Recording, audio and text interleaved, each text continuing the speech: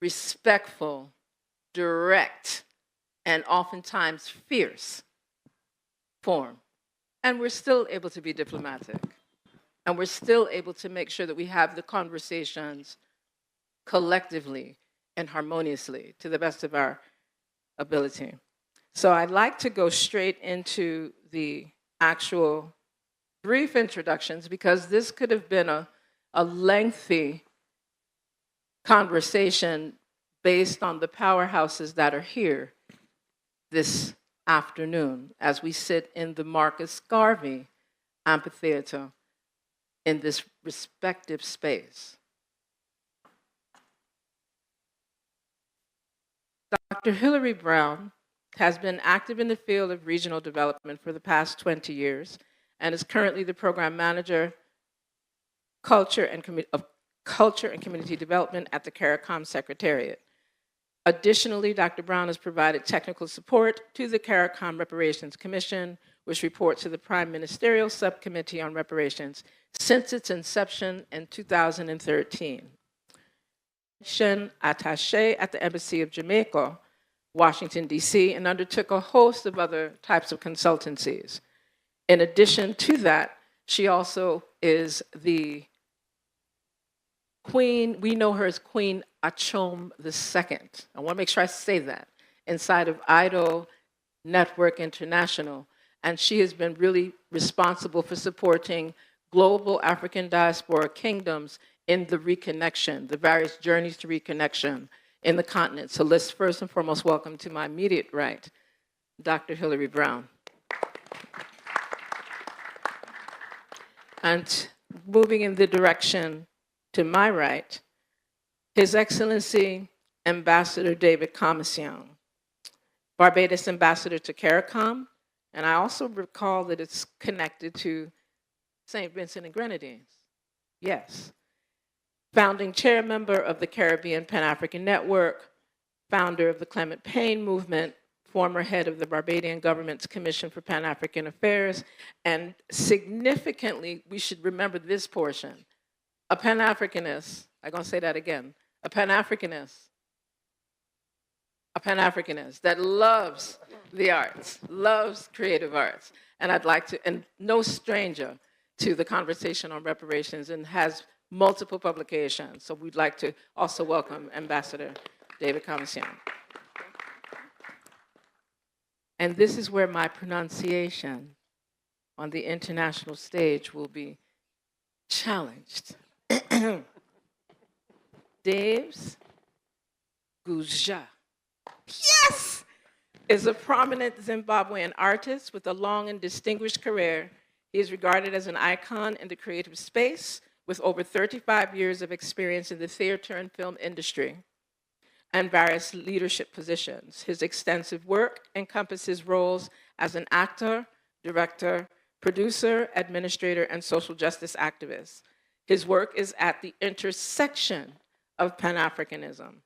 Until recently, our brother served as the chair of the African Union Pan-African Cultural Congress Bureau 5, and his current theater piece, Song Unburied, which focuses on restitution and repatriation of heads of our ancestors and artifacts, is on a global tour for the next 3 years. He believes the present and the future is African. So let us welcome Brother Daves Gusja. Moving forward to our right, Dr. June Sumer. Dr. June Sumer has over 30 years of academic and professional experience functioning at the managerial and operational and technical levels in the diplomatic, financial, and educational sectors. She is currently a member of the United Nations Permanent Forum for People of African Descent. And I want to just highlight a few things. Described as a woman of first, she was the first woman to receive a PhD in history from the University of the West Indies, Cave Hill campus. Whoop, whoop. Here, here. The first woman to serve as St. Lucian Ambassador to CARICOM and the OECS, first woman to serve as an OECS Commissioner, first woman to serve as the Secretary General of the Association of Caribbean States from 2016 to 2020, and the first woman to perform the role as chair of the Open Campus Council of the University of the West Indies since 2018. I think that we can welcome the Honorable Ambassador, Dr. Sumer. I did a little research, just a little research. I know you all just said, say my name, right? And then, of course, let me continue. And I want to, oh my, where did I put, And I say this with a lot of wonderful energy coming inside of this space. Dr. Sonja Stanley Nair. And she was very clear that I could have done the longer version of her bio, but she said, just indicate that I'm a professor of cultural studies at the University of the West Indies, Mona campus, and the director for the Center for Reparations Research. Does that say quite a bit? All righty, so let us welcome our honorable sister, Dr. Sonja Stanley Nair. So part of what we're going to do in this conversation is really make it so that if you start to find that you have questions that are just coming out of your throat stream, please jot them down, because the intention is to open up for Q&A, of course, but we want to give each of the panelists an opportunity to highlight what are the key areas around reparations, the movement of reparations, restitution, and of course the healing, this restoration of justice that you prioritize in your work. And I'd like to start, and we can go in this order, and then we can come back. Thank you, and good afternoon to everyone here and joining us online. It is such a pleasure, such a privilege and an honor to be here with this esteemed panel. Thank you so much, Dr. Chenzira Davis Kahino, also known to us as Queen Mother Adeki. And let me say thank you to the government of Barbados and to our coordinator, Dr. Mariel Barrow, for all of the excellent work, the hard work, the tremendous undertaking in staging this festival that is so loved, so appreciated, so special to all of us in the region. So first, I wanted to say how important it is and why it is so relevant for us to be discussing reparations, reparatory justice in the context of a regional mega festival on the arts. And I think that because historically, culture really was the site of the most brutal suppression, cultural erasure.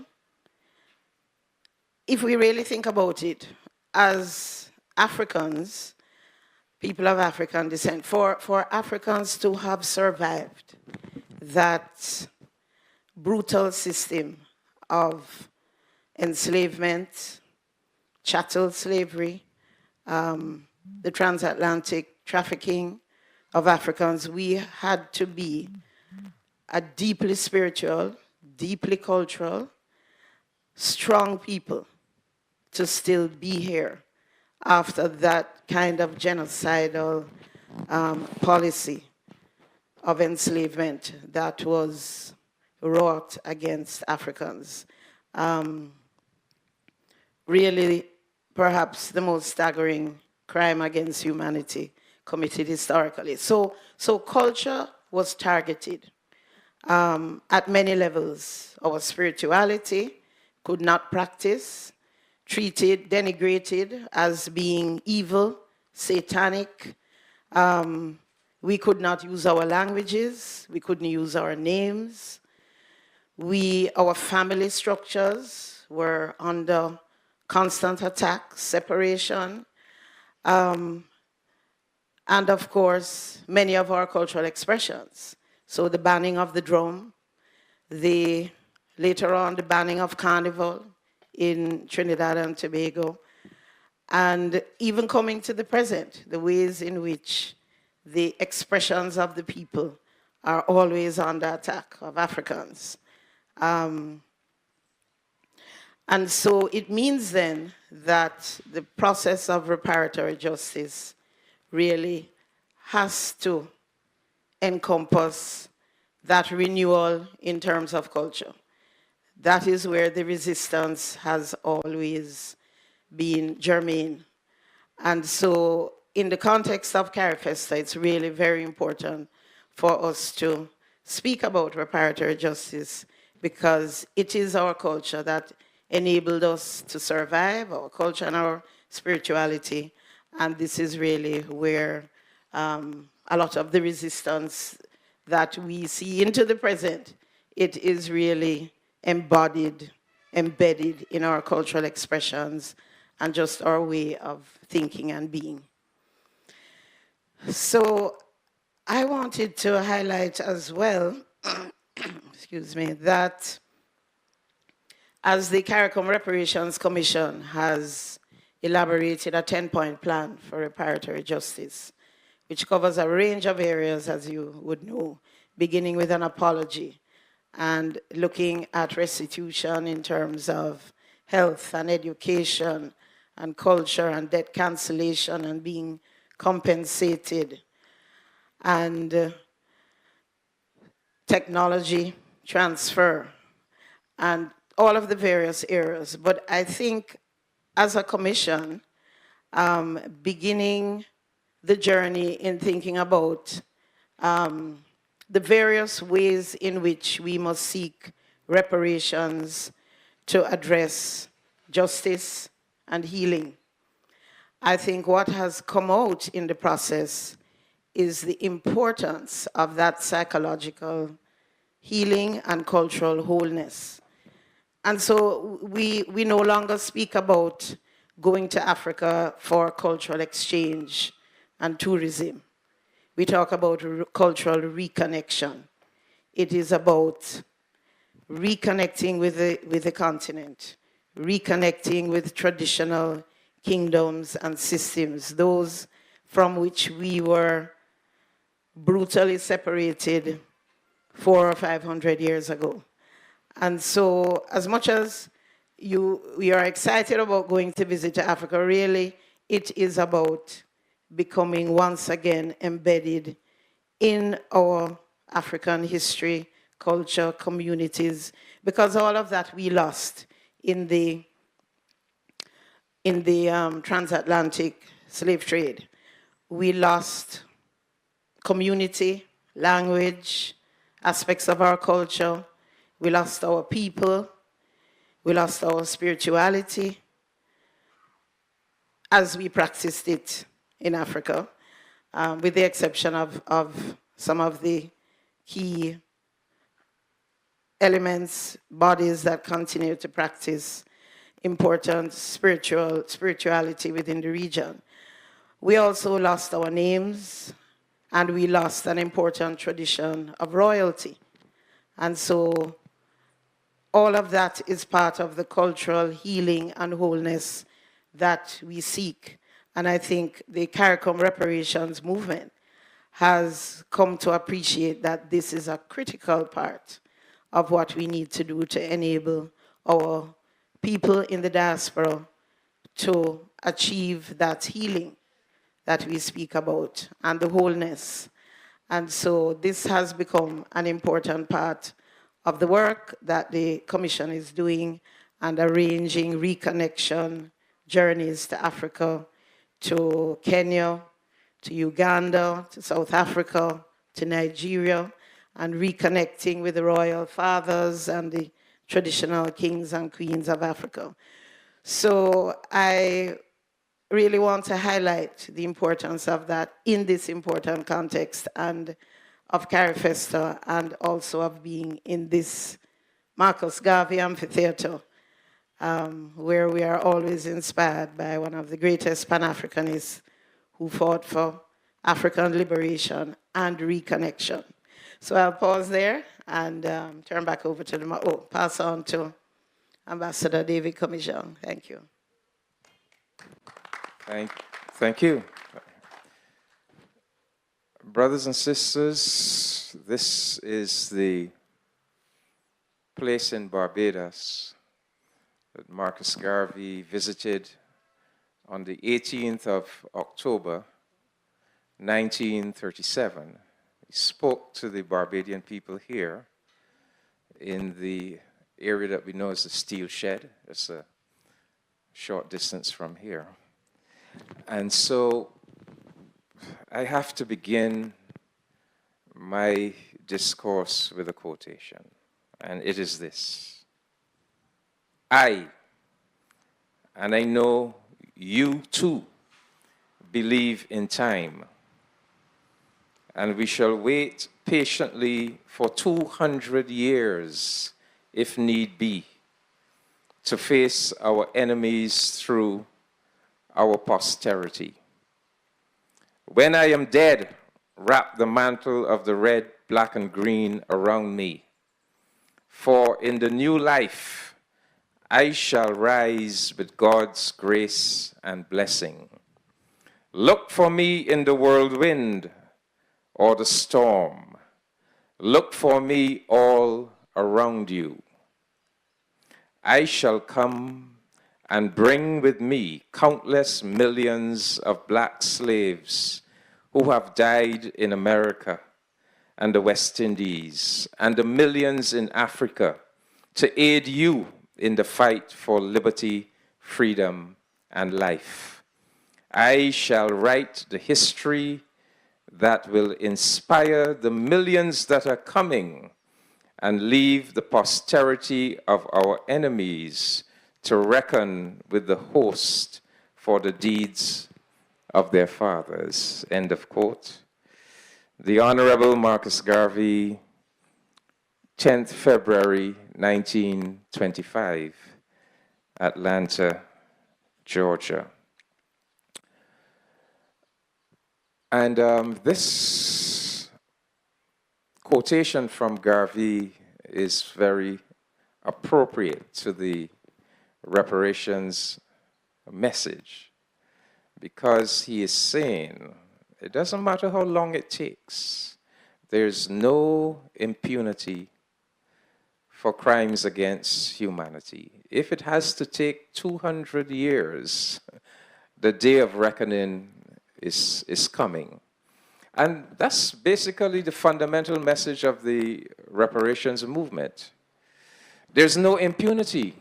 You commit a crime against humanity, the time will come. You may not have been called upon to pay, to be held accountable back in 1833, 1834. You may not have been held accountable when we became independent in the 1960s, but the time has come where you must be held accountable. If we, the descendants of those African ancestors, if we fail to demand accountability and justice, we would be sending for those terrible crimes that were committed against our ancestors. If we fail to demand accountability and justice, if we fail to demand reparations, we would be sending a message to the world at large, but to ourselves as well, that we do not consider that our ancestors were sacred beings made in the likeness and image of the Almighty Creator and deserving of justice. And so that is the fundamental principle of the reparations mission. It is an affirmation by ourselves of our own humanity and the sacred humanity of our forebears. Now, most of us here are, in a sense, representatives of the CARICOM reparations campaign. That is a campaign that goes back to the year 2013. At the CARICOM Heads of Government Conference in July of 2013 in Trinidad and Tobago, our heads of government came together and made an historic decision that the CARICOM family of nations, we were going to be pursuing a reparations claim against the relevant Western European nations for the genocide inflicted on the indigenous people of the Caribbean and the enslavement inflicted on our African ancestors. And the heads of government haven't made that decision in July. By October, we had set up a major conference in St. Vincent, Kingstown, St. Vincent, where we all came together and put our reparations campaign in place. We all came together, we established our CARICOM Reparations Commission, we established our working procedures, and that was the fundamental building block of the CARICOM Reparations campaign that the whole world has since come to know. I was at that meeting in Kingston, and I've written about it in an essay entitled A Reparations Manifesto. I just want to quote a little bit from that essay. One of the memorable things we said at that historic Kingston gathering was that the 21st century was destined to be the century of reparative justice. Indeed, we declared that we were embarking on a campaign in which we would be striving for a worldwide transformation of centuries-old relationships between the black, brown, and white peoples of the world. Relationships that tragically were and are still based on old but persisting patterns of discrimination, exploitation, inequity, and domination. Relationships that are rooted in centuries of imperialism, colonialism, systemic racial discrimination, African enslavement, and native genocide. We were determined that our campaign would promote the sort of global justice that the world so desperately needs. Reparatory justice in all of its dimensions: social justice, economic justice, climate justice, and that we would be striving for the new relationships that would shift the current destructive international economic model towards social, economic, and environmental sustainability. So, as you can see, reparations for us in the Caribbean community is not merely about a money payment. Yes, there is a money component, but reparations is about much more than money. Rather, it is a revolutionary program of transformation that is designed to eradicate structures, practices, and consequences of anti-black and anti-indigenous racism, and to create just societies and a just international order. Put another way, our CARICOM Reparatory Justice campaign is designed to address the historical legacies of underdevelopment that are directly linked to the European perpetrated crimes of native genocide and African enslavement. So I wanted to quote that in detail so that we can begin with an understanding of how comprehensive and overarching and revolutionary the reparations campaign is. Some people, some of our opponents, our adversaries, seek to trivialize it and to reduce it to some kind of little money grab. No, no, no. It is much more than any money grab. It is a revolutionary program of transformation. And I would just like to end by breaking down, simplifying what I've just said, by breaking it down into 5 components. So, reparations is the remedy that is due and that is appropriate where a wrong or a crime has been committed in international law. In particular, the most heinous forms of international law crime, crimes against humanity, and genocide. Reparations is the remedy. And reparations is a remedy that is supposed to repair the damage that was done. That is supposed, once it is fully implemented, to restore the situation, the damaged situation, to what, in all likelihood, the situation would have been if the crime had never been committed in the first place. So having said that, for me, 5 components of reparations. Number 1, before that transatlantic slave trade, or that transatlantic trade in enslaved Africans, our people, our ancestors, possessed and lived in their own nations on the continent of Africa. They had their own nations. They had sovereignty. They had self-determination. The first component, therefore, is a demand for decolonization. You cannot bring African people over the Middle Passage. You enslave them. You exploit them. You oppress them. You plunder them for hundreds of years. They resist. And then at the end of that process, you tell them that they're to remain as subjects in some little European colony. No.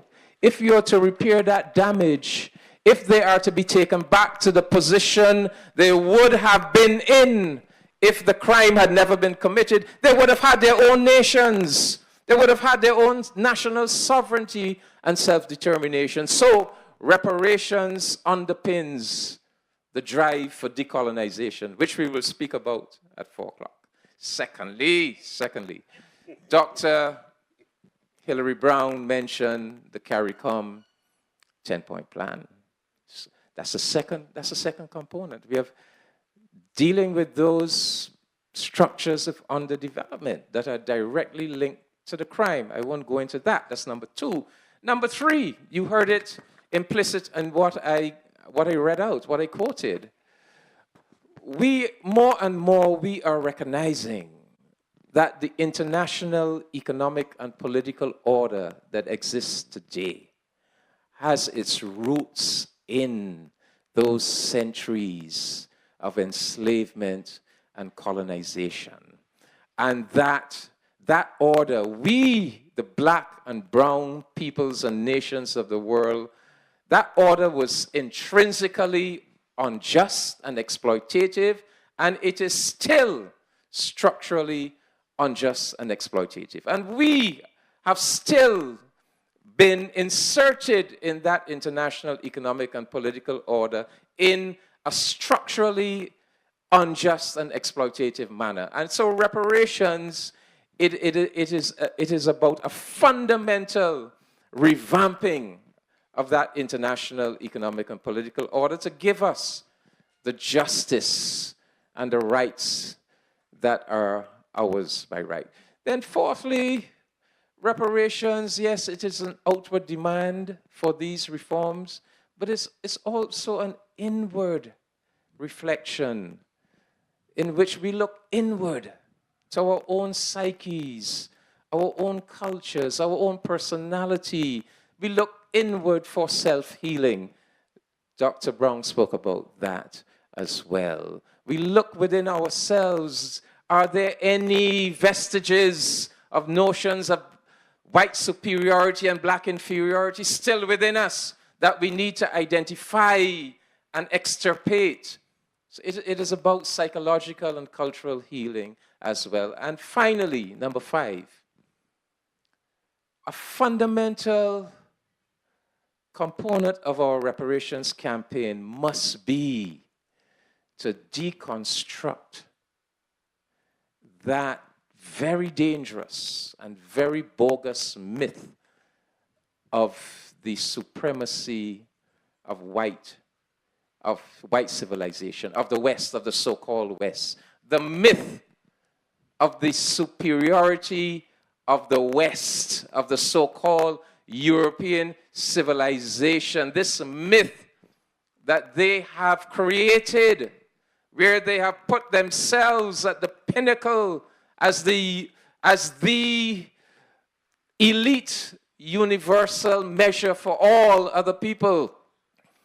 When we examine that myth of Western superiority, we see that it is based upon, it is riddled through, it is based upon criminality.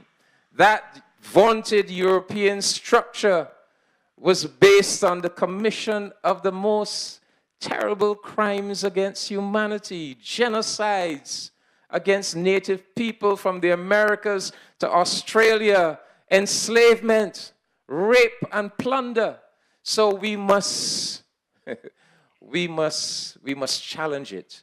We must deconstruct that myth of Western superiority, first within ourselves, within our own psyches, but we must also confront that white Western world with the bogusness, the fraudulence of their myth. This is very important because we will not create that new order, that new human, social, cultural order if the bogus, the fraudulent myth of white Western superiority is allowed to continue to exist. Thank you very much.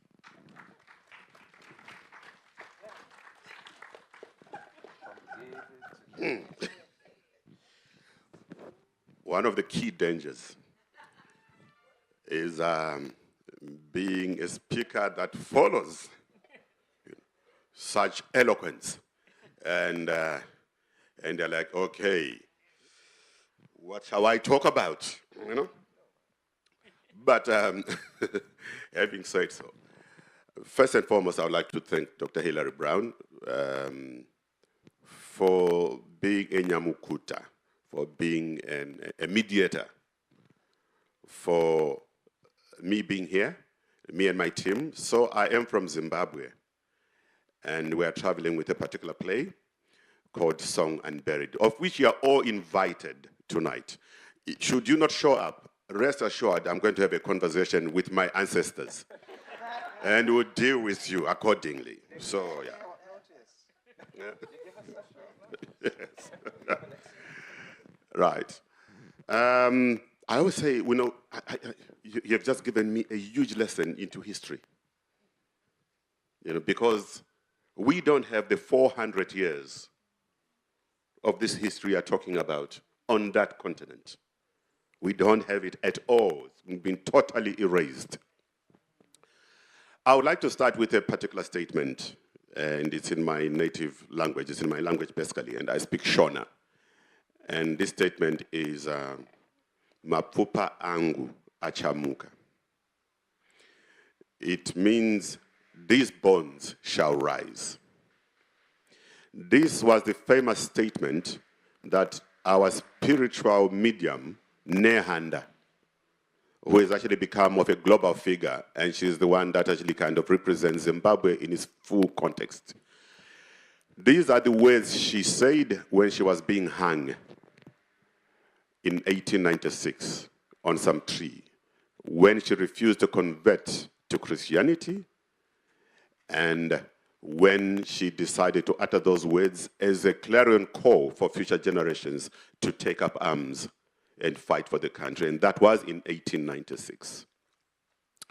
Now, fast forward to about 1961. We entered into a new phase of trying to get Zimbabwe's independence. I was too young. Yes, I look like an ancestor, but believe you me, I'm pretty much young, right? But around 1961, the spirit world, because you know Zimbabwe is a very spiritual country. So around 1961, the spirit world then gave a nudge to the guerrillas, to the liberation movement, to say you must restart that war. And war in Zimbabwe, maybe you've come across this word called chimurenga. You know. So chimurenga is war. And if you remove the chi, part of it, you only remain with murenga. So when Zimbabwe wants to go to war, we invoke, our god of war is murenga. So the chi, part of it is really, is the subtext that sort of says, now we must. You know, it's a movement. So around 1961, there's a little bit of history. You understand there's a method to my madness here. Around 1961, people like Robert Mugabe, people like Joshua Nkomo, and all the other leaders that you know of were brought into a shrine, one of our most sacred shrines, and they had a conversation with the spirit mediums. And this is real, it's well documented. So with that meeting, they were asked to do two things. They requested the spirit mediums for assistance to win the war of liberation. And the response from the spirit world was, we will assist you on condition that when you come back, you need to do two things. One, you must cleanse the land. When you win the war, cleanse the land of all the bloodshed that would have been spilled. Mind you, Zimbabwe lost over 25,000 people for us to get our independence. It was a long, drawn-out war. And then the second request was, you must bring back our heads that are in the British Museum, that are at Oxford, and that are actually in Edinburgh. This was the demand. Now, when the play that I do is really about trying to find resonance, it's trying to put closure to an agreement that was made in 1961, a pact that our political leaders made with the spiritual world, and they've never fulfilled it. Those that are familiar with some of Zimbabwe's problems, for us, we always say as Zimbabweans, the reason why the country sometimes finds itself in a dangerous space is because the spirit world still believes that the country is still at war. Because the politicians have deliberately decided not to put closure to this particular part. In 1980, fast forward to 1980, Zimbabwe gets independence and Robert Mugabe comes into power. He initiates about 7, we call them biras, 7 gatherings in various provinces, so that at least we could actually start the process of cleansing the land. And when it came to Bira number 8, he said he had had enough. The day he said so is the day when Zimbabwe actually lost in an unexplainable stampede in our National Sports Stadium. We lost 97 people. They just died, just like that. So, where am I going with this? That statement of Mapupangu Achamuka, which has never found closure, and a leadership that has remained obdurate, that has put us really at major crossroads as a new generation. And I classify myself as part of the new generation. I'm 58, by the way, so I'm part of the new generation. Because at independence I was 13, so now I'm that. 5 years ago, the British government, and this is a real story, you can actually Google it up and so forth, because it's actually something that's happening as we speak. The British government 5 years ago approached the Zimbabwean government, and they said, can you please come and collect your heads? These heads that we are talking about are heads of our spiritual leaders. In their hand, I was just one of them. In total, there are 13 spiritual heads. Our understanding is that these heads were preserved in jars. So we are at that time where we actually said to ourselves, how can we go to the UK to collect those heads? For the last 4 years, this conversation, which has been ongoing, sometimes it kind of moves fast, sometimes it stops. It moves and then it stops. But as of 3 months ago, the British government said to our National Museum and Monuments, said, can you please come in with your team and collect them? Right. Now, there's a point of departure here. What does one do with 13 heads of ancestors when they come back?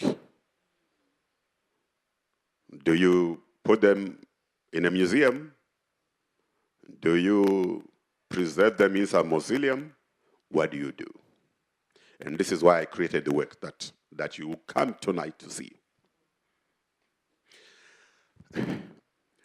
The Minister of Home Affairs is of the opinion that when these heads come back, let's build a structure for them and put them there. Now, for some of us who are really spiritual and who communicate, we spend a lot of our time actually in our villages and talk to the ancestors and everybody else. We are very clear that the bodies, those 13 bodies that were buried in 1896 without those heads, were never buried. Because culturally, when you have not buried the head, you have not buried the person. So we have been pushing a deliberate agenda to say, when these heads come back, hand them over to the families. The families are still there. The descendants are still there. But for some strange reason, yes, we're stuck in that kind of matrix. Which leads us to why we created that particular work to do two things. One, because we believe that the Zimbabwean story can be a story from Ghana, can be a story from Zambia, can be a story from everybody else, from everywhere else, because Zimbabwe is not the only country that has got heads that were taken as trophies by the colonizers. There's quite a number of those countries that actually went through that, particularly from the 1800s and onwards. So whilst the transatlantic slave was happening this way, we were actually going through this decapitation. And I always think that it's just unfortunate that our leaders are not talking to each other, so that at least we can marry the stories from here and the stories that have remained within the continent, the happenings themselves, and see how do we move forward and try to put closure to these hanging issues once and for all, if it's even possible to put closure once and for all. We have caused such a scene in Zimbabwe to such an extent that we were supposed to be performing in Edinburgh last month. Normally it takes 2 weeks to get a British visa. We only got our visas after 32 days. And we are very clear in our minds that the British ambassador to Zimbabwe, when he realized that, okay, this play is now coming in their backyard, they realized they were not prepared for it. So the trick then became, yeah, let's delay the issuance of visas as much as we can. And we ended up not doing that particular play in Edinburgh. However, next year we are very clear. We are applying almost about 4 months ahead of time, and we need to do that play in that backyard. I would like to finish just by saying that restitution for us as a theater maker, because I think I'm more into practice. I'm the guy who goes in and sort of says, you know what? Let's have the ancestors here. Let's have the spirit mediums here. You know, let's bring them. Let's have this conversation with them. You know, let's see what they're actually saying. Let's hear what they're saying, because they do talk. They do talk and they actually raise these issues continuously and say, how can we then package their voices? How can we package their intentions and use this as an advocacy tool? So I'm so hoping that you'll be joining us in our advocacy journey so that at least we can open up the discussion and use practical examples, practical experiences using the creative economy to tell our story on a much broader level. I thank you.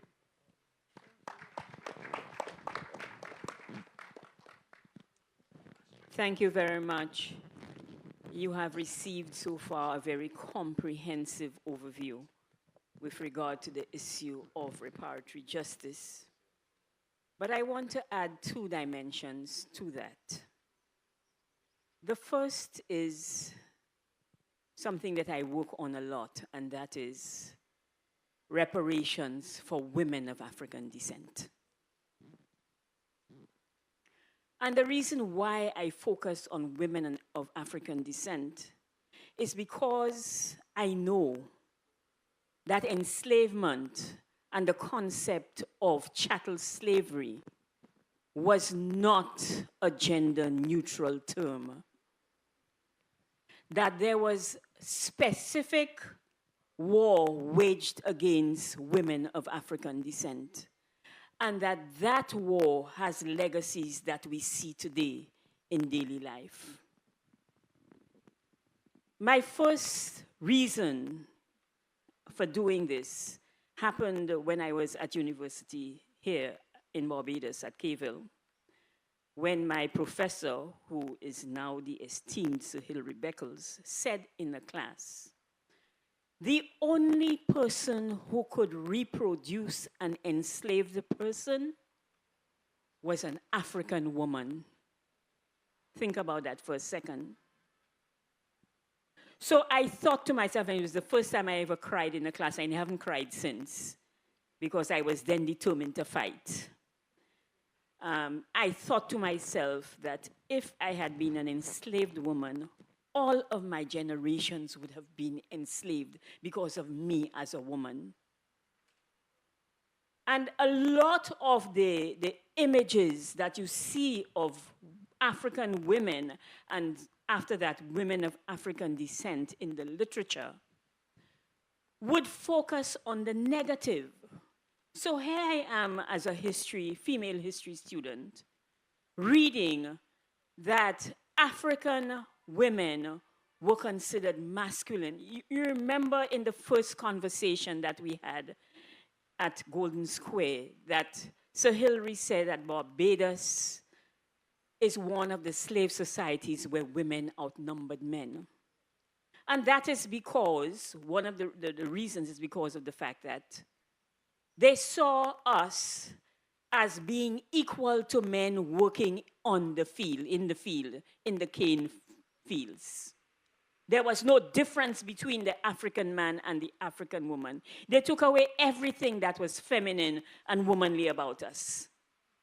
And we were these masculine beings able to go into the fields and work, to reproduce 1 second and back in the cane fields the next second, because we did not feel pain during childbirth. And a lot of the experiments that have been done in terms of gynecology with regard to the female body was done on enslaved women. And these experiments were written into medical books that exist today that say we cannot bear pain, that we can bear pain, that we cannot, we are strong enough, our bodies are strong enough to be able to labor and to labor. And so for me, it is important that we recognize that there must be reparations for the woman of African descent also. And this has translated into a number of challenges that we face. So because we were these big, robust women, we were not feminine, and because we are being placed against white women, that we were not beautiful, and what the questions that David wrote, spoke to with regard to white superiority, we have to consider in terms of gender also. Because we were not considered beautiful. I remember when I was about 9 years old, my mother taking a niece and I to a fair, and she met this woman who said to her, when she looked at my niece, "What a beautiful black child." And my mother, very gentle woman, but very outspoken, very much like me, said to her, "Why did you say a beautiful black child? Why didn't you just say a beautiful child? Aren't black people beautiful also?" And that was my first awareness that all of these shades and mosaics and diversity of us as people is important. We must speak to it. Because dark-skinned women get a very raw deal, and we have to make sure that we fight for them as women. Because then you come down to the little nitty-gritty. Everything about us is physical. So it is about our bodies, and they don't mind, and even we don't mind when those things that they do not consider beautiful in us, whether it's the hips or the bum or the breasts or the lips, are now plasticized. We don't mind that, but we don't want it on black women. It's ugly on black women because of the color of their skin. And then our hair is never good enough. When I was becoming ambassador to CARICOM and OACS, a woman stopped me and said, "I heard you were being selected as the ambassador. I hope that you are going to do something about your hair." And so the legacies, the healing that we have to go through as a people with regard to the way we think of ourselves is important. And why I focus on women, it is not because I don't want to focus on men. I think the story is incomplete if we do not focus on reparations for women. We have a specific place in history that we must speak to. So that is my first point. And you asked for a deliverable, Dr. Chen. One of the things I want us to do in the decolonization process is to remove the laws that continue to discriminate against women of African descent. So it is still legal in some of our countries for husbands to rape wives, because we have not taken the time to go into the legislation to see how it discriminates against women. And we will never have a healed society if we do not ensure that there is healing for our women. So that is my first important point and deliverable. And the other one has to do with what was said with regard to the fact that there is not that 400-year history being taught or known of in Africa. And one of the things that the reparations, the CARICOM reparations movement has done is to awaken something that we are starting to see bear fruit, and that is global Africa. The reparations movement must become a global movement. It cannot simply be about us in the Caribbean asking for repair and restitution and healing. It must be the whole, the globe of global Africa that is asking for that.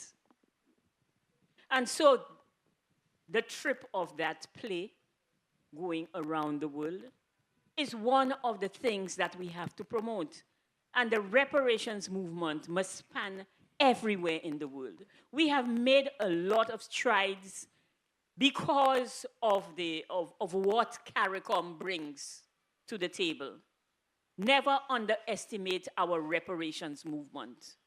We have taken it to the United States. We have spoken in parliaments in Europe. We have taken it to Latin America and Central America. And we are now having the conversations with Africa. On the 7th of September, the 6th and 7th of September, our heads of government will be speaking at the AU, at the African Union CARICOM Summit in Addis.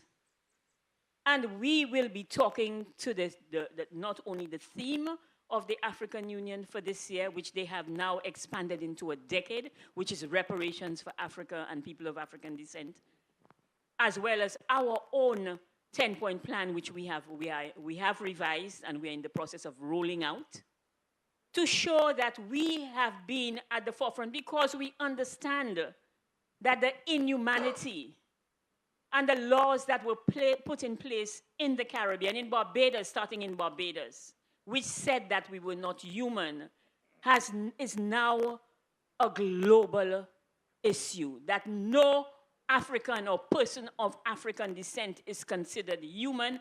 And when they look at us, that is the first thing that they see, that we are not human. And every day we have to be fighting for that humanity, even more so when you are a black woman. I can tell you that because of the spaces where I sit, that you have to always fight for your humanity as an African or a person of African descent. And I'm saying that it is time for our heads to make that move. That's the other deliverable I want, Dr. Chen. And that is for us to confront Europe. We have to go in, if they will not come to us and they will not respond to our letters, that we ourselves must now go to Europe and make it very clear that this reparations movement is not simply about compensation. Yes, they owe us compensation. They were paying the British planters' families compensation until 2015. It's not something that is so far away because some of our people tell us, forget it. It was a long time ago. It cannot be a long time ago when the trauma is still in you. It cannot be. Somebody said in the previous panel, genetics is about language. It's more than about language. It is about you as a people and the trauma that you have faced. And you react in certain ways and you don't understand why you react that way. So I want us to be sure that we take this movement global, but we also have to take it through the region. Our people still don't know enough about reparations. And so that is another thing that we must do, Dr. Chen. And I thank you very much for this opportunity.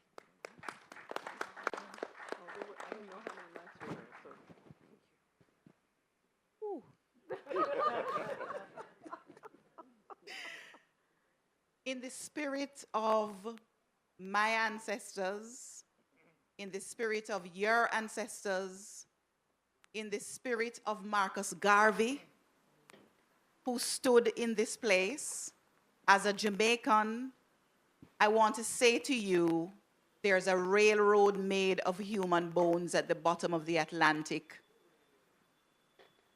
in the words of Amiri Baraka.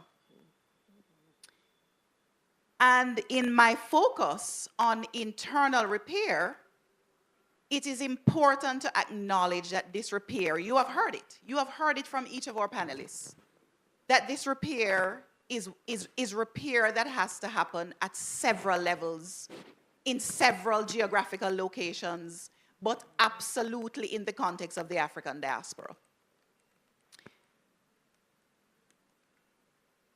Our only job right now is reparatory justice. I am here today to remind us that our only job right now is reparation. We have no other job as peoples of African descent. You have heard said in different ways from each of our panelists that there is work to be done. Reparatory justice is a mission. And if we are on that mission, it means everyone has the job to make sure that the process of emancipation, in the words of Erna Brodber, needs to be completed. We are still yet to complete that emancipation process. Many of us are living in mental slavery. This is why it's important that we're in this place and honoring Marcus Garvey in the way that we are through our words today. There is an umbilical cord that connects Marcus Garvey to the Caribbean reparation movement today. there is no way to forget about a Marcus Garvey. And in fact, we are in Marcus Garvey's month. I just last week, I think it was last week, a few days ago, gave the Marcus Garvey lecture in Kingston, Jamaica. And one of the important things is to remind ourselves that internal repair is critical. There are people still in 2025 who believe that we would have been better under the British, better under the Portuguese, better under the Dutch, right? Better under the Spanish. We have to go through that process of decolonization in a systematic way. And that is where the work that I do at the Center for Reparation Research at the University of the West Indies, which supports the CARICOM reparation movement, is critical. One of the things we have decided is that we must take reparation to the streets. That means no Caribbean citizen, no matter how old, must be alienated from this movement. The child in the basic school must be able to understand reparation at the level that they can. We are the ones holding our children back. There is no reason why our Jamaican children, for example, are not speaking 4 languages, or Barbadian children are not speaking 4 languages by the time they're 5. This is common in Africa. So it's not a matter of capacity. It is a matter of how it is we decolonize our own selves to understand that children are sponges. They're going to be able to learn and understand at the level that they understand, whatever it is we're trying to teach them. So taking reparation to the streets means that we have to systematically reach every citizen. And last count, was it 44 million in CARICOM? Correct. We must reach every... Maybe 44 in the Caribbean. Caribbean. Yes, in the Caribbean. In the Caribbean, 44 million. We must reach our 44 million people. And there is, of course, a diaspora, a Caribbean diaspora that must also be reached.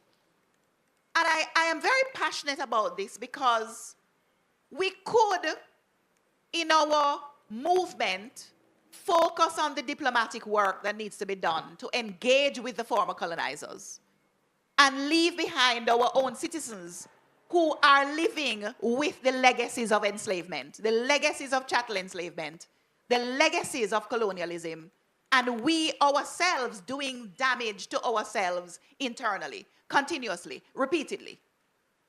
Julius Garvey, in a conversation he was having many years ago, 2012, 2015, thereabout, he reminded us of that internal repair we needed to do because of this internal damage we continue to do to ourselves. So this reparation movement is not about the people you're seeing on this platform. It's not about the people who are doing research in universities only. It's about every citizen in the Caribbean. And so the Center for Reparation Research, we decided that we were also going to focus on youth. We launched an international reparation debating competition. I don't know how many of you have heard about it, but we will be staging that international reparation debating competition again in 2026. A Trinidadian school won the 2025 international reparation debating competition. And we were so very proud of those young people who took to this knowledge with the passion that I wanted to see. I imagined the conversations that would be happening in the homes, how those students preparing for the debating competition would be speaking to their community members, their teachers, their classmates. That's what I wanted, a routinization of reparation, of reparatory justice. That's where we are. That's where we must be. So I say to you that there is work to be done. This is a mission, and that every single citizen of the Caribbean has to be recruited into this mission. Thank you very much. I want to thank you each for just giving some context to why we were gathered in this particular space at this particular time and season. You highlighted Dr. Sonja, by just sharing the fact people refer to it as Messiah Month, Garvey Month, African Liberation Month, Part 2, because we do share May. But we also wanted to share a couple of things, because what I'm hearing, and thank you for all of the actionable deliverables, because while we're speaking about reparations and reparatory justice and the link it has to decolonization, this also has, and the link to dehumanization of African, indigenous, ancestral, native people. It's very important that we don't leave out anyone in that conversation. This is happening across the board with humanity. And the things that have been highlighted on the specificity around the issues affecting our African women in particular, as so eloquently shared by Dr. Sumer. And the historiography for persons that may want to get more information. That's the other part that I left out, that Ambassador Commission, by training, is a lawyer. So he can identify the legal ramifications, the history, the logistics, chronologically, even if it took more than the allocated 10 minutes, which is fine. I'm clear, because that needed to be said. But the other portion of what we're sharing here today, you can't keep Garvey to any time. That's right? That takes us back to the conversation in regard to Fidel and others, yes. And I think it's important that we speak of, around this theme, of the enduring impacts of reparations, the way that we ground this inside of what is being done through CARICOM, through the CCR, through CPAN, and several other organizations, through the still in existence Universal Negro Improvement Association, African Communities League, whichever version that persons speak of, because persons forget sometimes that the UNIA still exists in many spaces internationally. And with all of the technology that we have and all of the AI that we have access to, sometimes we overlook they had millions in the early 20th century. And so it's to restore that, and doing that through the reparations movement, taking it to the streets, having the youth involved, elders that are involved, persons that are academics or not, persons that are artisans, persons that are in every sphere of our existence. That is primary, right? So that was pretty much, so what I just wanted to make sure that I didn't forget the piece. And hearing about Chimurenga and Moringa and Nehanda, for those that aren't familiar, that's the type of research that's important when we speak of reparations.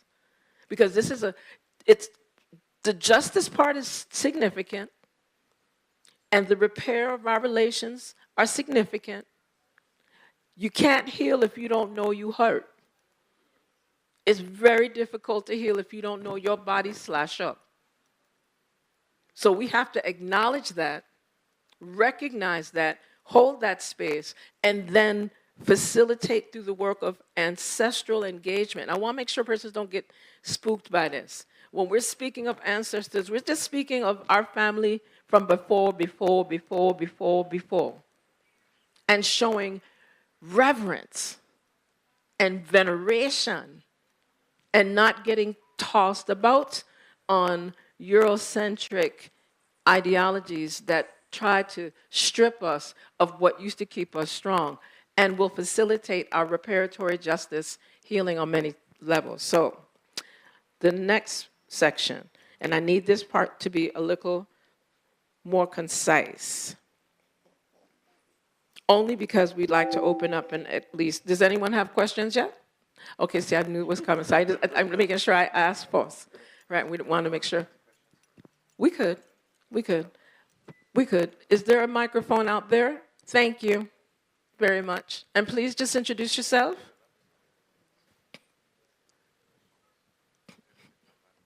Good afternoon. My name is Edmund Hinkson, former Home Affairs Minister in Barbados, former parliamentarian, direct contemporary of David's, in fact, attorney at law as well, and is first want to congratulate the organizers of this session. Yes, in the name of Marcus Garvey, perhaps the most important figure coming out of the English-speaking Caribbean ever. Two issues I want to raise. One, I was extremely interested, especially in Dr. Sonia's presentation and in others who spoke about the need for us still to emancipate ourselves from mental slavery, as Bob said. And one of the issues that troubles me, yes, and I agree we have to bring down the issue of reparations, which any right-thinking black person would agree with in principle. Certainly, reparatory justice is required. But bring that down to the level of the grassroots in a situation where we still have some countries in CARICOM independent for over 60 years, and some of which members of the panel are born in, which still go to the British Privy Council as their final court of appeal, and which still have the King of England, with the greatest respect to the monarchy of England, as their head of state, and where the political leadership of these countries and can't come together to understand that we cannot have full independence and emancipation if our political system at head of state level is outside of their country and our region, as well as the legal system.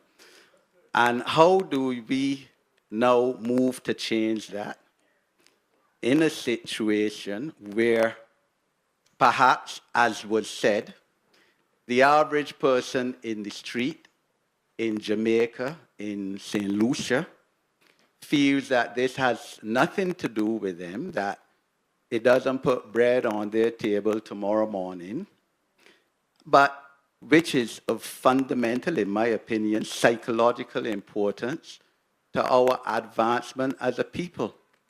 And if we can't get our own political leadership in some countries to move towards and understand that we as independent countries since the 1960s have to vest our strict internal affairs within the context of our countries and CARICOM, we still have a lot of work to do, as has been said. Second issue is the concept of reparatory justice is, of course, known globally. The Jews have got and continue to get every year reparatory justice for the Holocaust, which, in my submission, and I think the moderator said, is not as equal an international crime against humanity as slavery was. Slavery, of course, going over hundreds of years as opposed to 6 years of a Holocaust.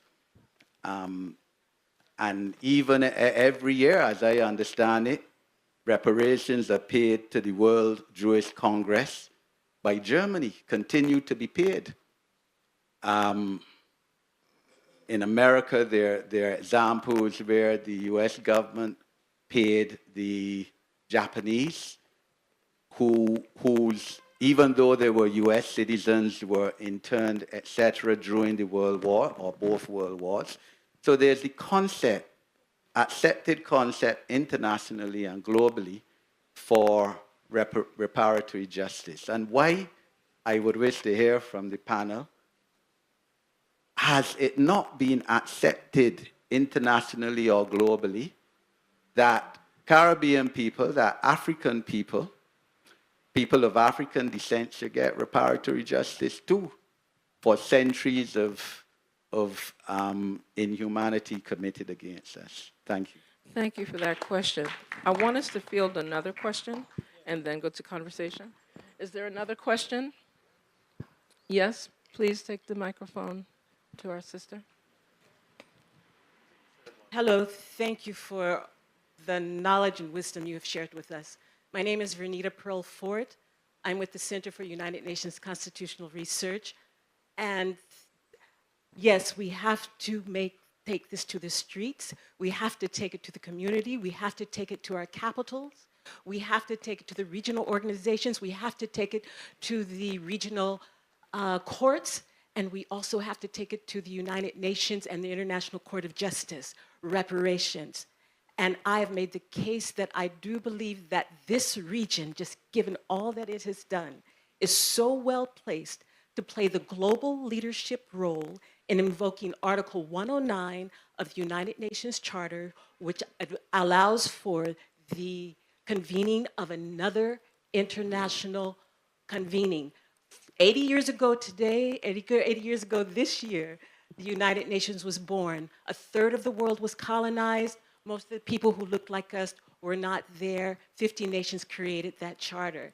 And now I think for the first time, a lot of people in the world understand the power of the United Nations, the weaknesses, and there is an instrument we can use to actually drive reparations, create that new international economic order that we need, and so much more in a participatory and democratic process. And I would just love your comments. Thank you. Thank you for that. The sister here. Thank you. Good afternoon. Thanks for the wonderful information shared. My name is Nilda Ardown. I'm from the 37 square miles of St. Martin. Small, but put it in your eyes and you'll come again. A question really to our brother from Zimbabwe. I'm a lawyer. I've been the first ombudsman on St. Martin, being part of the International Organization of Ombudsman. What something that our colleague from Zimbabwe said, that the history of slavery is not commonly taught on the continent. And that brought me to the thought, as an academic, I often ask peers, colleagues of mine, especially when I was on the African continent, whether they wondered whether I'm a distant cousin or not.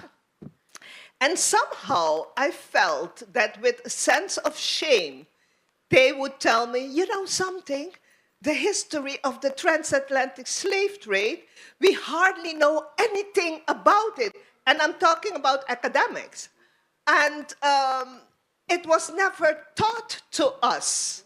And having brought forward by our colleague from Zimbabwe, and the fact that we are saying that we have to reconnect the West Indian stories and the stories from the continent, I would like the gentleman, our brother from Zimbabwe, to say a little more why the history of the transatlantic slave trade is not commonly taught in the schools on the continent.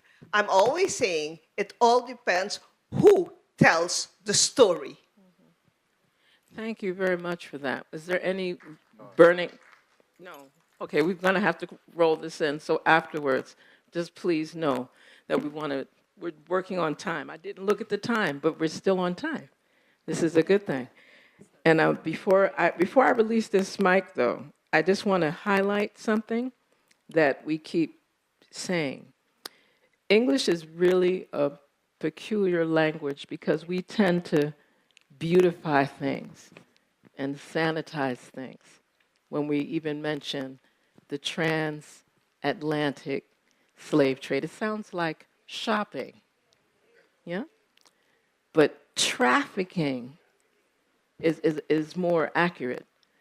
Terrorism is more accurate. And genocide combined.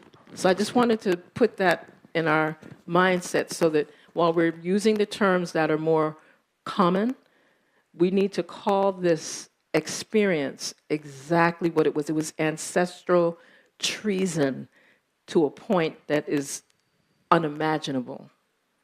And with that, I will release the mic.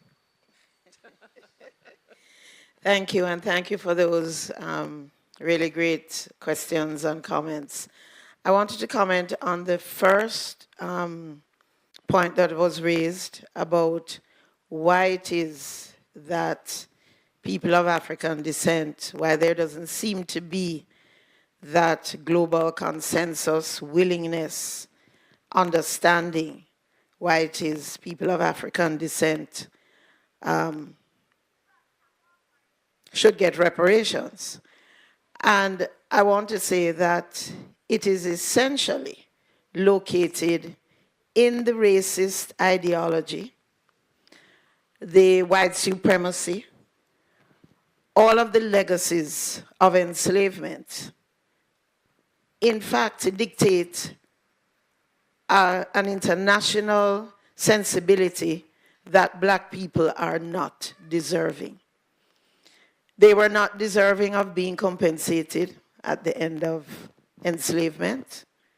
They were turned off the plantations, given nothing to work with. They had to work together and establish free villages and so on. So beginning from the very beginning, we were not perceived to be deserving. The ideology of racism is such that people of African descent are at the bottom of the social ladder, and they are where they deserve to be because they were subhuman, they were 3/4 of a person, and still largely seen in that context and in that ideology. So going to the next point of how do we then mobilize, and I know Dr. Suma will have a lot more to say on that, but it comes back to that concept of global Africa. We have to be united in this fight and in this struggle. The more we come together on this, Africa, her diaspora, as well as those persons who are not African who support the cause. It needs a coalition of all the like-minded, all of those who are convinced and seized and appreciate the suffering and the continued suffering that people of African descent continue to endure. I want to touch on the question that Eddie raised about why, and just to build upon what Dr. Hilary Brown said about why this entrenched denial of the right of African people to reparations. So I was very much involved in the United Nations World Conference Against Racism, in all the preparatory meetings in Geneva. And during that process, the European representatives, and in particular, the British representatives said to us that we don't owe you reparations because at the time when slavery was practiced against your ancestors, it was legal. Now, because we are here in Barbados, and because that bogus notion that the enslavement of African people was legal actually was constructed right here in Barbados, I would like to just share with you a little information taken from this booklet that I published this year. It's entitled, What to the Republic of Barbados Does the 14th of May 1625 Mean? Barbados was colonized by the British in 1625. So this year is the 400th anniversary of that colonizing mission. So Barbados was the sugar revolution, sugar plantation economy, large sugar required large numbers of imported African enslaved labor. By 1660, the percentage of the population of Barbados that consisted of enslaved Africans was outstripping the European percentage. And so the then colonial House of Assembly said the time has come when we have to put some serious legislation in place to regularize the system of enslavement. And so they passed the infamous 1661 Barbados Slavery Code, which became the model. In that slavery code, they said in the preamble of that slavery code, we in Barbados, as a colonial House of Assembly, we are not entitled to enact any laws that are contradictory. We are entitled to enact laws, but we are not entitled to enact any laws that are contradictory to the laws of the mother country, England. They also said, when we look at the whole scope of English law, there is nothing in the English law to guide us how to deal with slaves. And that was so because slavery had been abolished in England since the 12th century. So they had embarked upon this slavery regime at a time when slavery was actually illegal in the so-called mother country. Anyhow, I just want to, but how did they go about doing it? And I will read for you the preamble of the 1688. So they started with 1661, and they periodically revised these statutes to perfect the legislation. So by 1688, they passed the Act for the Governing of Negroes. And this is what it says. Listen carefully. Whereas the plantations and estates of this island cannot be fully managed and brought into use without the labor and service of great numbers of Negroes and other slaves. And for as much as the said Negroes and other slaves brought unto the people of this island for that purpose are of barbarous, wild, and savage natures, and such renders them wholly unqualified to be governed by the laws, customs, and practices of our nations, it therefore becomes absolutely necessary that such other constitutions, laws, and orders should be in this island framed and enacted for the good regulating and ordering of them, as may restrain the disorders, rapes, and inhumanities to which they are naturally prone and inclined. End of quote. So understand what is happening here. In England, it is against the law to kidnap, to enslave, to imprison, to mutilate, to rape a human being. It is against the law.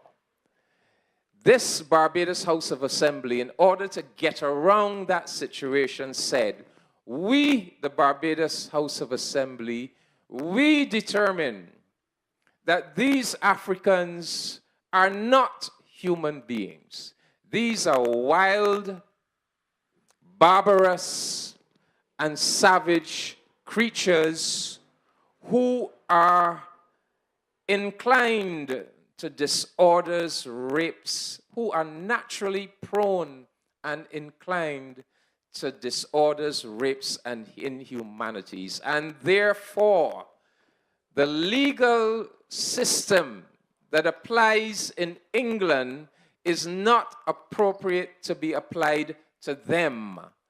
And therefore, we are at liberty to create an entirely new legal regime to apply to these savage, non-human creatures. Well, what we know is that no legislative assembly has the power to transform a human being into anything other than a human being.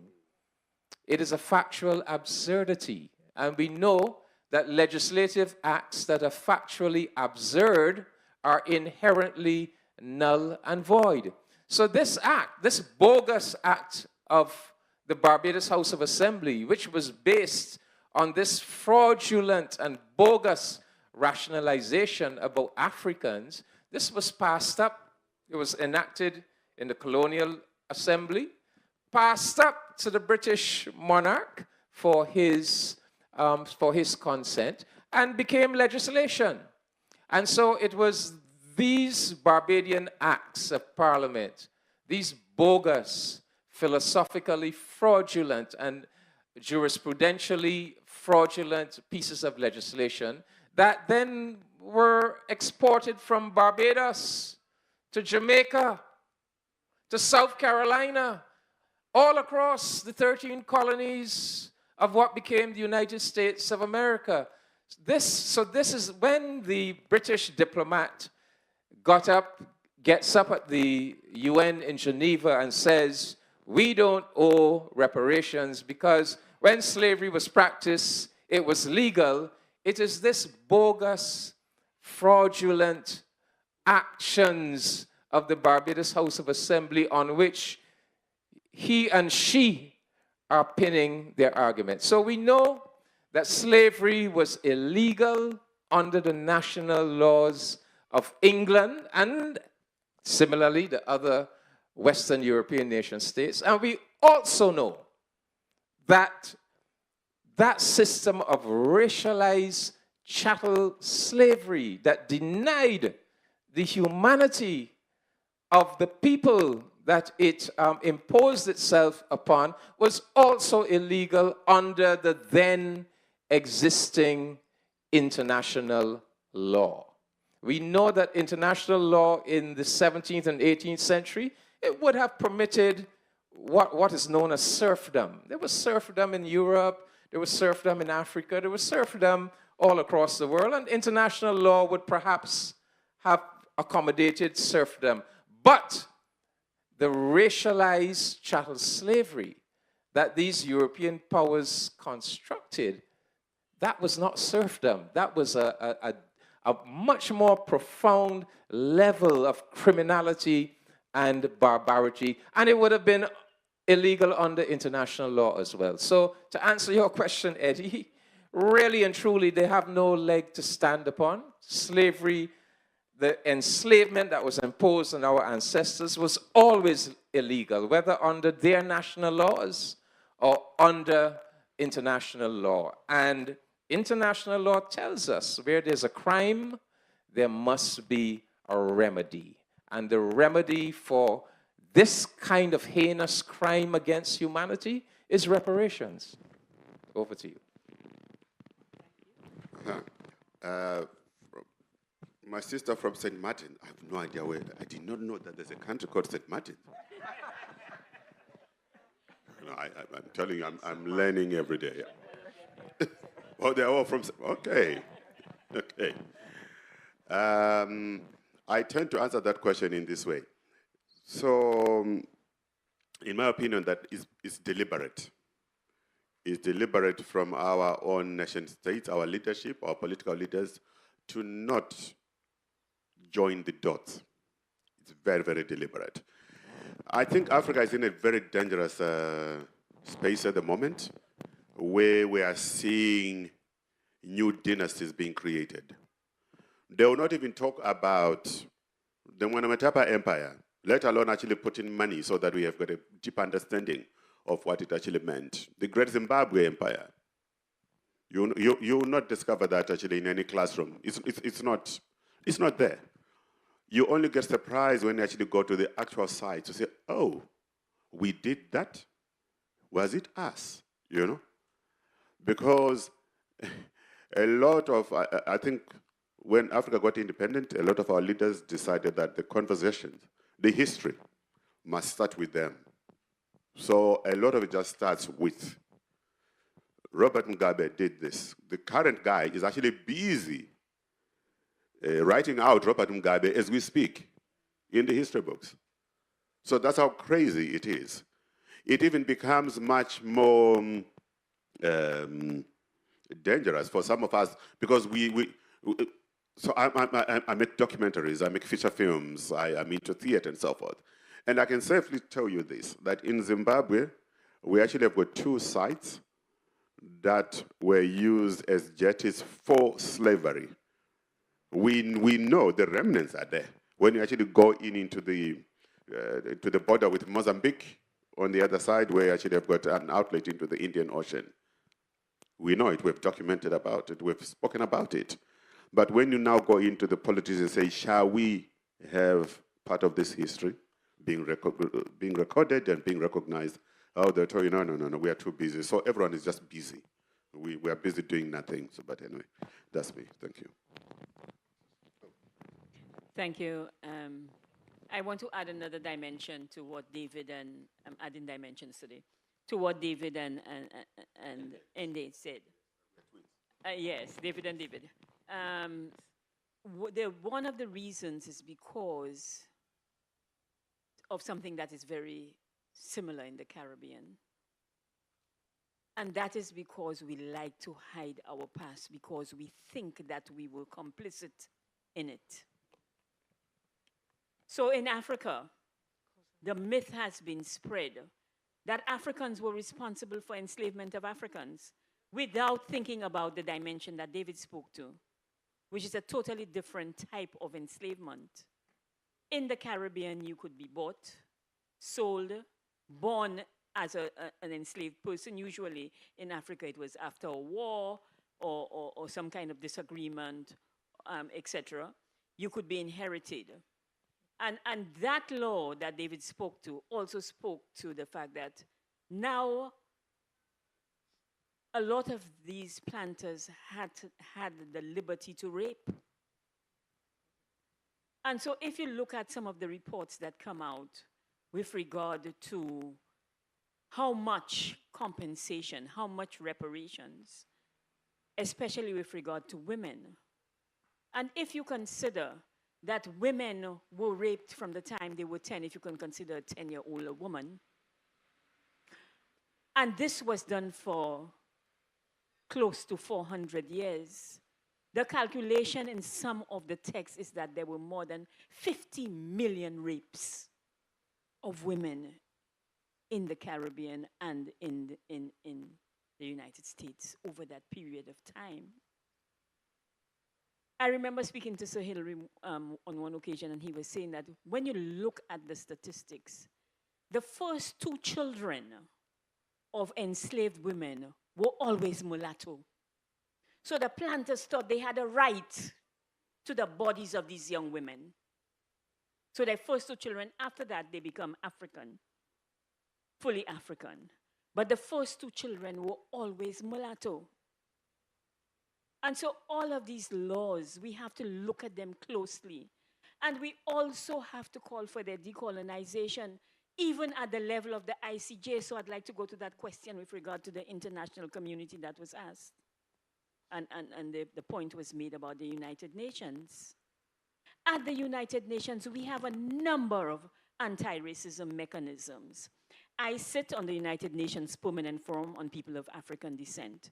Vereen Shepherd from Jamaica, one of our preeminent historians, sits on the Committee for the Elimination of Racial Discrimination. Barbara sits on the Working Group for People yes, Barbara Reynolds sits on the Working Group for People of African Descent. So throughout all of the UN systems, Caribbean people are located. Gaynell Curry also sits on the Permanent Forum on People of African Descent. And we have called for these things. But when you are going to face an ICJ that is also colonial, you have a challenge. So we also have to decolonize the United Nations. You yourself would know as a woman of African descent that you do not get the justice that you deserve within the United Nations. The promotions go to other people. Yet when people look at the diversity within the United Nations and call for the removal, the first thing they will do is to look for people with melanated skins to remove. And not other people, because they think we do not deserve, we still do not deserve a seat 80 years after the United Nations was formed. And so we, and I'm saying we because we Caribbean people, we don't realize how powerful we are. And the influence that we have had in putting on the agenda the humanity of people of African descent and Africans. We are the ones who put it on the agenda. And so we are the ones who are supposed to continue to fight. It's not a fight for the weary. We understand that. But we will continue with the struggle, and we invite all of you to come on board. Join the reparations movement. All of us have national reparations committees. All of us that form the CARICOM Reparations Committee. Come on board. Let us hear your voices. All of us could do with the support as we move along. Thank you.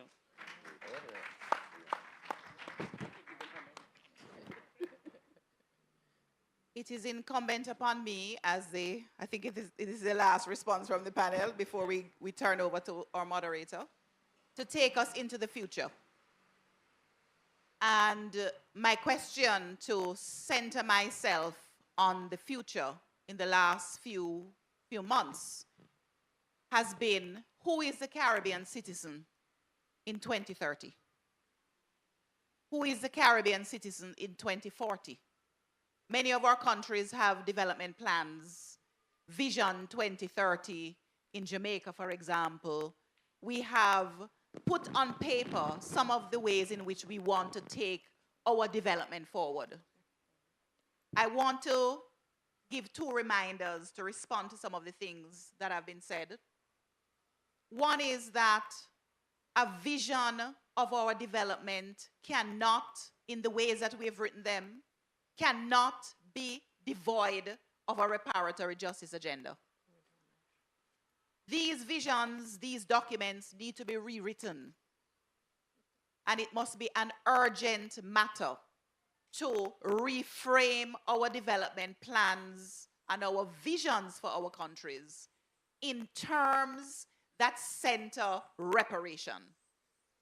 I said before, reparation is our only job right now. And my second reminder, and this comes from David, our brother from Zimbabwe, who pointed us in a direction, and there are panelists who have mentioned in different ways this question, and I also began with an invocation to our ancestors. The mission of reparation, part of why we are still in the places that we exist, is that Black people are the only ones forgetting their ancestors. You walk into a Chinese shop, an Indian shop, our brothers and sisters from other continents, of other ethnicities, are not leaving their ancestors behind. That's right. There are reasons why we are leaving our ancestors behind, and we understand that that's part of the trauma, that's part of the decolonization work that we must do. It is incumbent upon each of us to bring our ancestors with us, wherever into the spaces that we walk. We must remember them. We must call their names. We must also teach ourselves about our indigenous spiritual practices. We must teach ourselves about spiritual Baptists, about Orisha. We must teach ourselves how to reconnect with our ancestors. We may not be able to speak traditional languages of Africa, but guess what? Many of us will hear from our ancestors once we begin to call their names and to honor them. It happened for me at a personal level when my own father passed away. That's how it happens for many of us.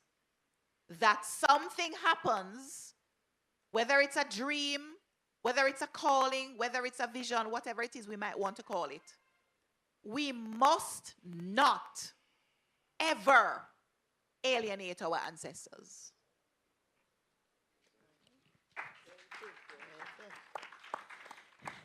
Thank you, and I endorse all of what my fellow panelists have said, and those last words from Professor Sonia Stanley now.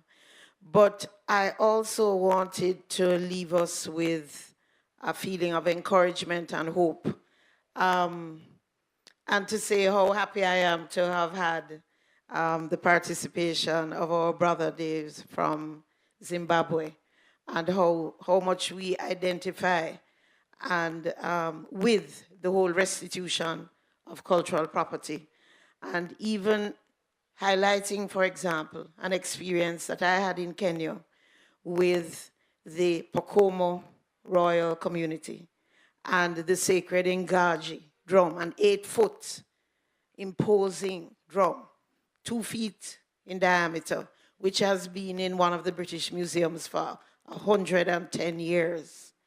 And how the king of that community, King Mungazi Makarani VII, when he had the opportunity recently to see the Ngaji, he wept. And he is the keeper of the Ngaji that was stolen by the colonizers and taken to Britain 110 years ago. And so I'm really looking forward to seeing your play tonight and really encouraging everybody to be there.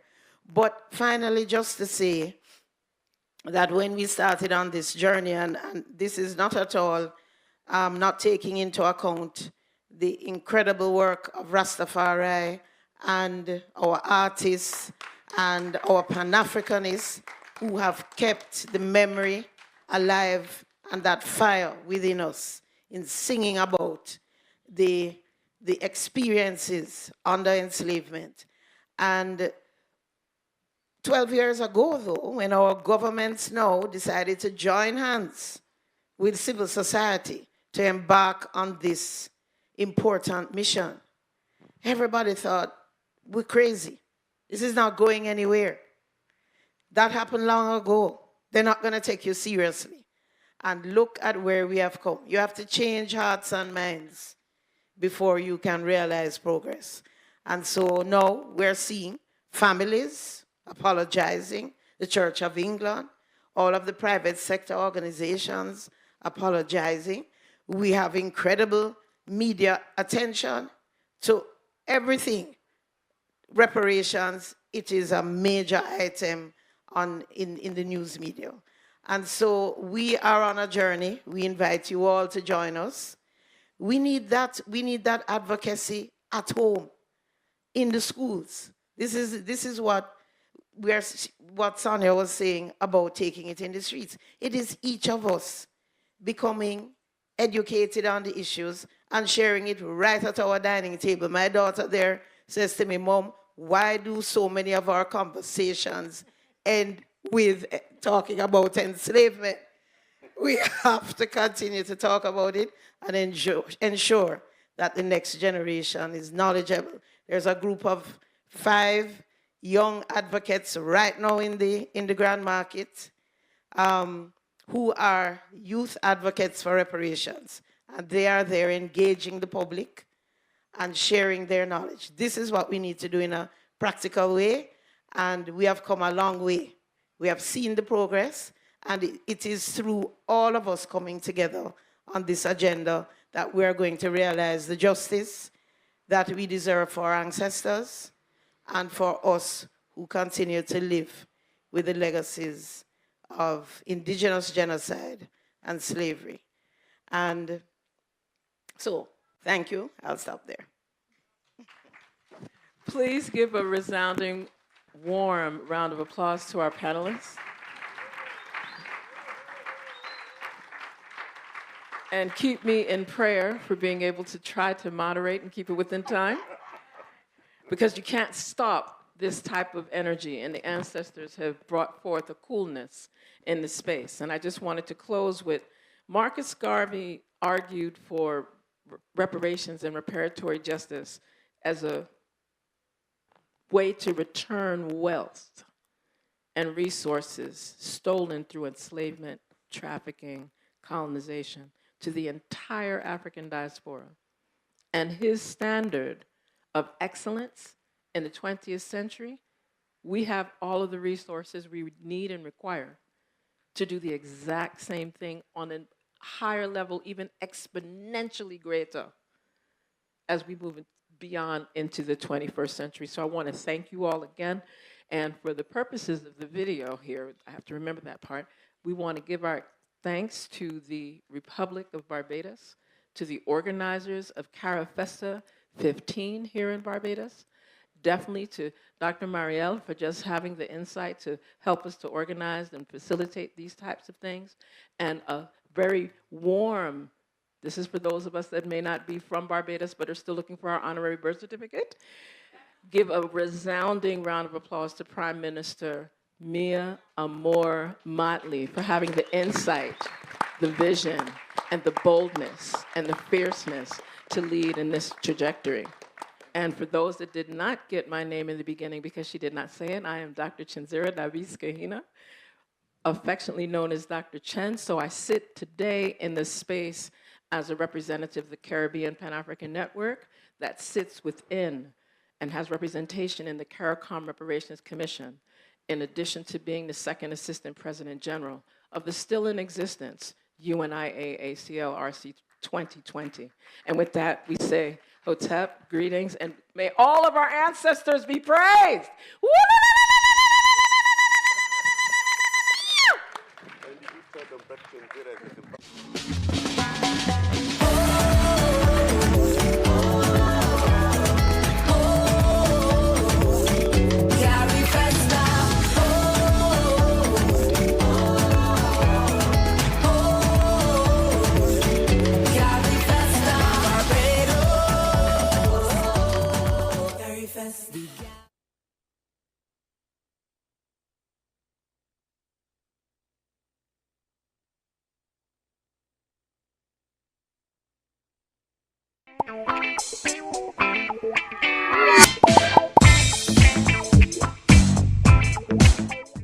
Can kind of be like seeds, especially sometimes when it's not a good thought, right? If that thought is planted in our hearts and that thought grows, what will happen? Wow. This is a not so good thought planted in my heart. Let's think about this. When we plant tomato seeds, what thing will come out of the tomato seed? Tomatoes, right? When it grows up,